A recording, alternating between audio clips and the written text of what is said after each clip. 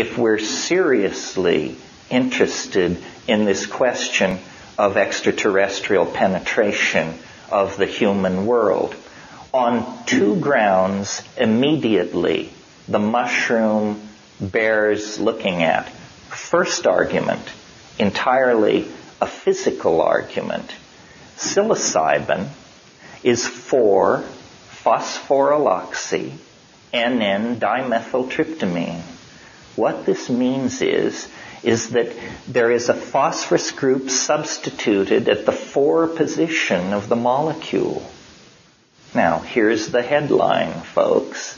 This is the only 4-phosphorylated indole on this planet. On this planet.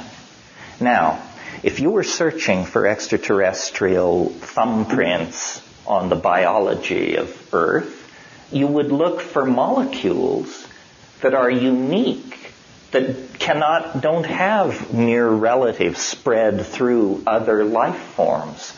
In psilocybin, we have a perfect example of this. It is the only 4-phosphorylated indole known to occur in nature.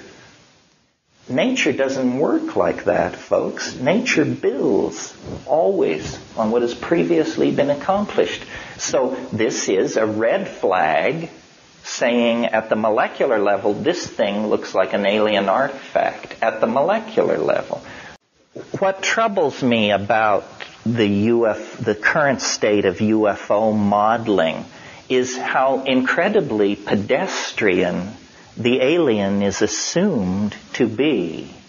I mean, their little gray suits, their charmingly slanted eyes, their cheerful interest in our reproductive capacity. I mean, I think that the alien will be so alien that your jaw will hang in the air. And expecting to meet an anthropoid-like alien with an interest in your reproductive machinery and gross industrial capacity is as culture-bound a concept as searching NGC 321 for a good Italian restaurant. It's absurd on the face of it. Let us for a moment hypothesize aliens. If we are in fact being penetrated by a non-human intelligence that presumably somehow, perhaps not physically, but perhaps physically, can cross from star to star, then we are dealing with something vastly more sophisticated than ourselves. That's just given at the get-go. Well, if it's vastly more advanced than we are, then DNA sequencing, complete understanding of the molecular genesis of thought, so forth and so on, would be no problem for that level of technical sophistication. The species that holds that technology can design itself. It is not subject to the tyranny of whatever form it inherits from the evolutionary processes of its home planet. Even we in our primitive state are on the brink of being able to design ourselves through genetic manipulation.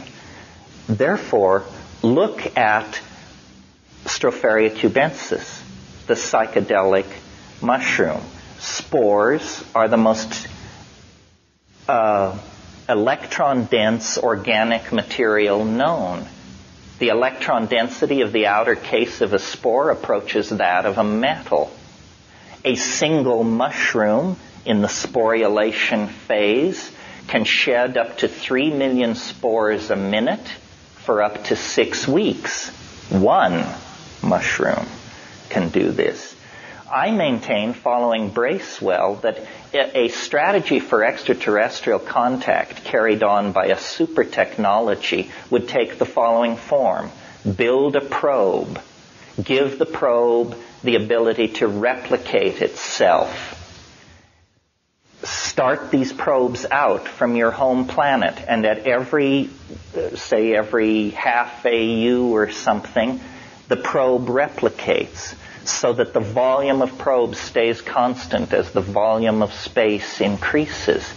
if you're carrying out an exhaustive search of the galaxy for life, it's very hard to imagine a civilization that could visit every star and monitor every star over long periods of time. A much more efficient strategy would be the phone home strategy.